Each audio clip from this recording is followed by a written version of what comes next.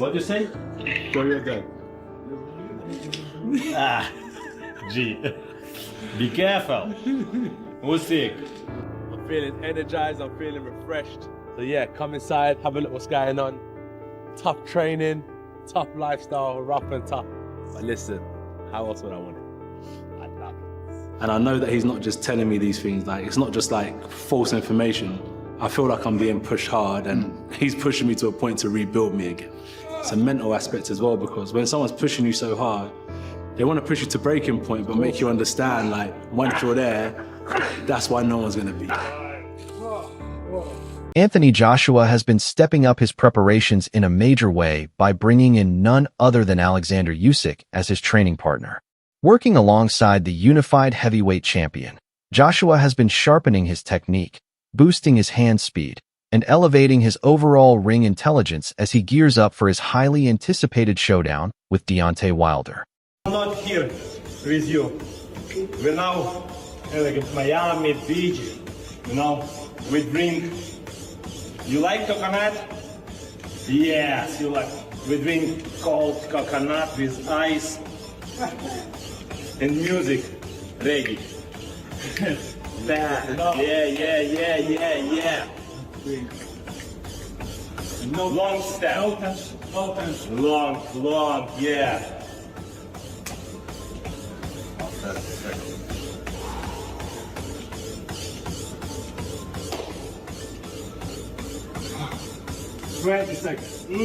Good coconut. Yeah. Delicious. Long step, long step.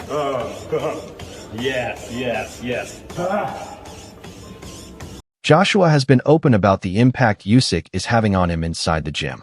He says Usyk pushes him to another level every single session, demanding more from his fitness, his sharpness, and his mental focus in ways that few training partners ever could. That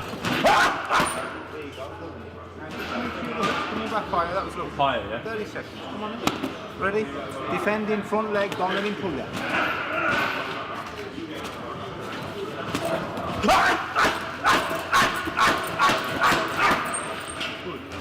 Yes, it's tough. Yes, I'm tired. Yes, my body does feel it. As much as I want to win, when I see someone around me that wants to win just as much as me, it gives me motivation. I'm the one on the battlefield and I'll go out and conquer so I can bring harvest back to my team. I actually think I work hard. You work hard. Coach said to me today, he goes, I was like, he heard me. I said to myself, man, this guy's killing me. And he said, that's the thing. He said, I'm killing you. But he said something like, wouldn't you kill to be great? Following a heartbreaking tragedy that took the lives of two of his closest trainers, Anthony Joshua stepped away from the sport for several months to heal both mentally and physically. In a remarkably generous gesture, Usyk reached out and personally invited Joshua to Ukraine. And now the two former rivals find themselves training side by side in one of the most unexpected partnerships the boxing world has seen. Now you've finished the heavyweight division and you're watching the guy, Anthony Joshua. Now he's part of your team. So are you training Anthony Joshua? This is what everybody's thinking. Maybe you're the coach. Are you the coach? No, I'm not coach, I'm friend. Yeah, I friend. I have very professional coach, not one, more like a team. Now we with Anthony like a friends. If I can help my opponents, I help. But only if this have my opponents. For example, we speak with Anthony. Say, hey bro, I have preparation. If you can come my camp, we training with you together. Oh, it's a good idea. It's a good idea. Usyk has taken an active role in helping Joshua rebuild his strength and conditioning after the extended period away from the ring. The training sessions have been intense and demanding, with Usyk personally pushing Joshua to recapture his peak physical form so that he returns to the ring sharper, stronger, and more focused than ever before. Jab, like a shoom, yes.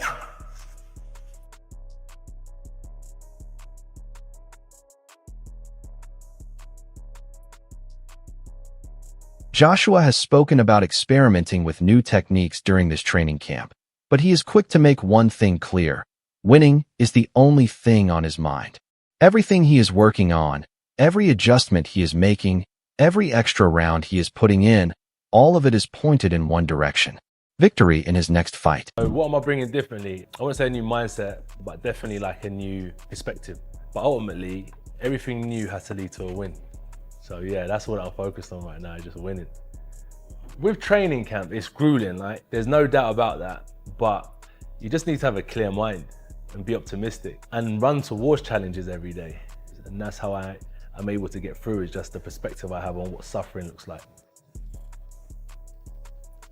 There's a certain standard that one has to have if they want to achieve certain things. I am working past efforts, measures that I set. Under the watchful eye of Usyk and guided by key members of his elite coaching team, Joshua has been consistently pushing beyond his comfort zone.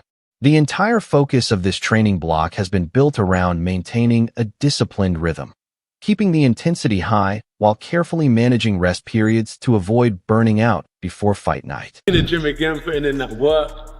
The usual routine. There's nothing new except for this new match and that. You know, I feel good, I feel relaxed. I chose to wear khaki green today because it represents war. You know what I mean? Let's get it in.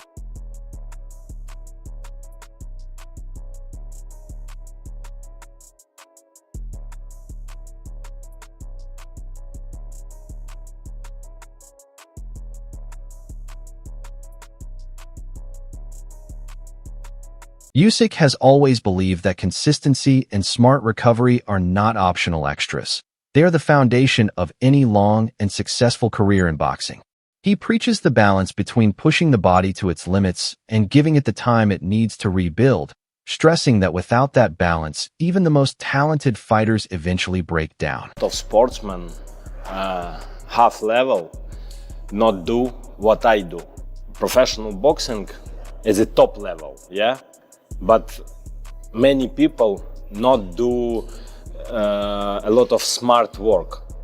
Just sparring, just back and go home.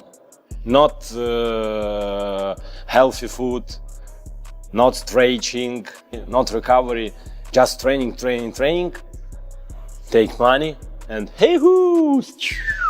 It's bad. It's not long. You not belong for sport. It's maybe 2-3 years enough. After final my career, I wanna live and live and happy. Joshua has also been filmed bringing back one of his most recognizable training drills, the neck roll exercise, working hard to strengthen his neck and upper body. This classic movement is designed to improve defensive mobility and head movement. Its return signals that Joshua is getting back to basics and sharpening the fundamentals that made him a world champion in the first place.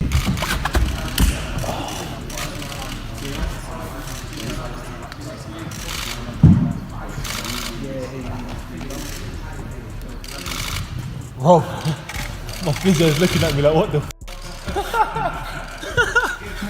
I can see you looking at me like, please don't Hey, if it goes, at least you're here anyway. Usyk has opened up about the genuine friendship that has developed between himself and Anthony Joshua over recent months. He revealed that the two have been in regular contact and that he sees Joshua as a truly good person with a burning desire to keep competing at the highest level. It is that mutual respect and ongoing connection that made Usyk want to open his gym in his home to help Joshua through this difficult chapter. It's answer only for God, because Anthony very have, you know, I think education, like a kind of guy. We speak with Anthony, message. Now we speak on phone, yeah, not Instagram, but I have a number, Anthony have number. For example, we drive in a car, he call me, hey champ, hello, how are you, blah, blah, blah, blah. We joke and hey, good luck training, because I see this guy in the gym. My team, hey, Alex, hello, hi brother. Good training. It's guy. I like this guy because this is guy smart. I think this guy have very big. Beyond the hard work inside the gym, Usyk has also been taking Joshua on a personal tour of Ukraine, sharing his homeland, its culture, and its surroundings with his training partner. In one particularly moving moment, Joshua visited a memorial dedicated to the martyrs of the Ukraine war, pausing to pay his respects in a gesture that clearly meant a great deal to both men. This is very great man was. You know, it's like a big community. Yes. This is, you know, it's like a nickname Da Vinci. Wolf Da Vinci. This is. You got yesterday the t-shirt with Wolf. That's what I said. Yeah, same one at the house. Yeah. So this is proper Armenia, Ukraine, anything who help. UK guys too, USA, but Europe, like a lot of. Good. Thank you.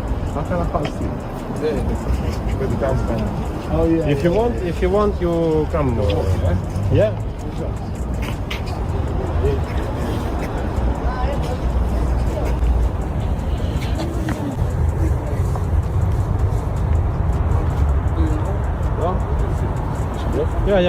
Joshua has reflected deeply on how everything he had carefully mapped out for 2025 was suddenly torn apart by an unexpected and devastating tragedy during a visit to Nigeria.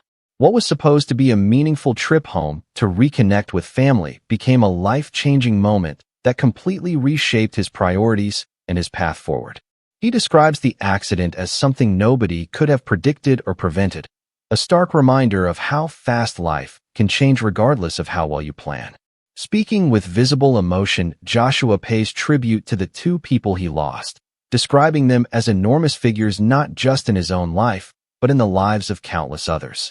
He calls them major players, loyal friends, trusted supporters, and deeply influential people whose absence has left a profound mark. I could reach out to all of you far and wide, worldwide, who were showing so much love, care, support through that tragic, traumatic time where we lost Oleksandr in Nigeria. Look, the last time I spoke to you guys was in Miami. You know, we had so many plans to wrap up 2025, and we were on a mission. We went back home, went to see our families, and everything just got flipped upside on its head. And yeah, it's God's the best planner. We can't plan. We can plan to the best of our capabilities, but you know, that was such an unforeseen circumstance that was out of all of our controls. And not only did I not even want to talk about myself, not only did their parents, their uncles, their cousins, their friends, and myself lose like two great men. We lost people that we dearly care about and that have been like major players in all of our lives, major players in all of our lives. It's tough, it's really tough. Like, I'm not gonna sit here and show all of my emotions. Joshua has made it clear that being back in the gym feels incredible after everything he has been through. He stresses that training has become his anchor, helping him reset his mindset, stay in a positive headspace, and find his footing again after one of the most painful periods of his life. The daily routine of hitting pads, grinding through sessions, and working alongside high-level partners has given him something priceless: structure, purpose, and direction. The gym has become the one place where he can quiet his thoughts, rebuild his confidence, and lock his focus onto what lies ahead. Joshua has spoken candidly about how this return to training has done wonders for his emotional health, reigniting the joy he feels for the sport and setting the foundation for the next exciting chapter of his career. Also, that you've been back in the gym and just feeling it out. Eddie's talked about that. What's that been like? So good. So when I first started boxing, I use it to kind of control my mindset, and it helped me with my mental health, for example. I was getting in a bit of trouble. Boxing helped change my mindset, and same again, it's helping me get through life now. Sports in general, fitness, wellness, amazing. It's amazing. I mean, mentally tough doesn't even describe what it requires for you to be through. Yeah, just with the fighting, it just helps. I think fighting and health and wellness is amazing. Sharing the gym with Usyk is not about the two men competing against one another. It is about growth, energy, and the relentless pursuit of improvement. Joshua has taken note of just how deeply Usyk commits to every single session, and that dedication has served as a powerful motivator pushing Joshua to hold himself to a higher standard. He is completely honest about the fact that Usyk has beaten him twice and makes no attempt to pretend otherwise. Rather than shying away from that reality, Joshua leans into it, giving Usyk full credit for his skill, his discipline, and his extraordinary work ethic. He acknowledges that training alongside someone who operates at that elite level naturally forces you to raise your own game. What could have remained a rivalry defined by bitterness has instead evolved into something far more powerful, a relationship built on genuine mutual respect and a shared commitment to greatness. You wouldn't hear most fighters, especially with your pedigree, with your accomplishments, say something like, better than me, saying he's better than me. Exactly. He beat me twice. He beat me twice, innit? Yes. I'll be stupid to say that I'm better than him. I could definitely win a fight in the future, but for now, he's better than me. I gotta give him his credit. What made you decide to put that humility first and get in the gym with a guy who beat you twice and be willing to allow him to train you and show you his way? Like with our sport, it's I don't dislike Usyk, but we just compete with each other, and I'm a very, very competitive person. So once that got put aside, let's go and put our energy into training and helping each other in the gym, really.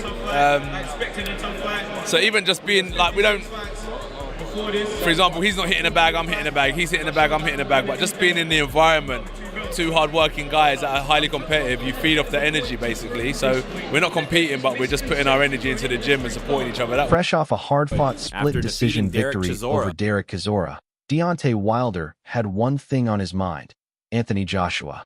The Bronze Bomber did not waste a single moment after the final bell, making his way directly toward Joshua and putting his challenge on the table in no uncertain terms. The two heavyweight giants exchanged words following the bout, with Wilder making it abundantly clear that he wants this fight to happen now. The public call-out sent an electric charge through the boxing world because a collision between these two has been talked about for years, always seeming within reach, yet never quite coming together. Wilder's message was short and direct: the time for talking is over. Either step up or step aside. Baby, now it's time to shut up or put up.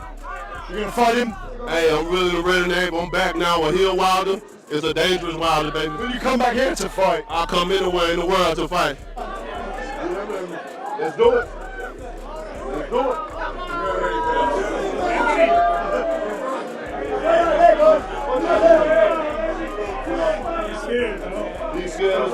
Max Kellerman has long believed that a fight between Anthony Joshua and Deontay Wilder would be one of the most extraordinary matchups the heavyweight division has ever produced. He has consistently pointed to Wilder's terrifying knockout power as one of the most lethal weapons in the entire sport, while also giving full recognition to Joshua's athleticism, technical polish, and wealth of championship experience. In Kellerman's view, it is the collision of two completely different styles that makes this fight so irresistible. Wilder carries the kind of one-punch finishing power that can end a fight in the blink of an eye. Joshua brings physical strength, sharp boxing skills, and the mental discipline of a seasoned champion. That contrast creates a perfect storm of unpredictability and high-level drama. Kellerman believes fans would be on the edge of their seats from the opening bell to the final round. The history between these two names, the years of build-up, and the magnitude of what is at stake only add to the occasion. For Kellerman, this is not just another fight on the calendar. It is a defining moment for an entire heavyweight era. If Fury looks really good against Makhmudov, do we really want to see Fury and Joshua next? Or A fight that was really, before Fury kind of muddied the picture because he was so great when he came back after his kind of retirement or absence, the big fight that it looked like this era was moving toward was Joshua and Wilder when they were both undefeated. Yes. Now, that might be, if they've both kind of come down at the same rate, that might be the best fight to make. Forget about Moses and Wilder or Fury and Joshua. How about Wilder and Joshua? You know what? I'm not even sure who wins that fight after what we That's saw. what I'm saying. Who wins that fight? And they don't like each other. I don't think you saw it. It was a little. I'm all in for it. Look, you were there on Saturday. It was a little frosty, right? When Wilder walked by AJ, you saw like AJ Yes, looked and at he him. looked right at him. First he daffed him, and Several boxing analysts have gone even further, with some boldly predicting that Joshua could completely dominate Wilder if everything falls into place on fight night. The case for Joshua rests on his technical precision, his sharp and consistent jab, and the composure he has developed over years of competing at the highest level. Qualities that many believe could take the sting out of Wilder's fearsome power game. Analysts are also quick to note that while Wilder remains one of the most dangerous punchers in the history of the heavyweight division, his heavy reliance on a single right-hand punch creates patterns that a smart, disciplined boxer can identify and exploit.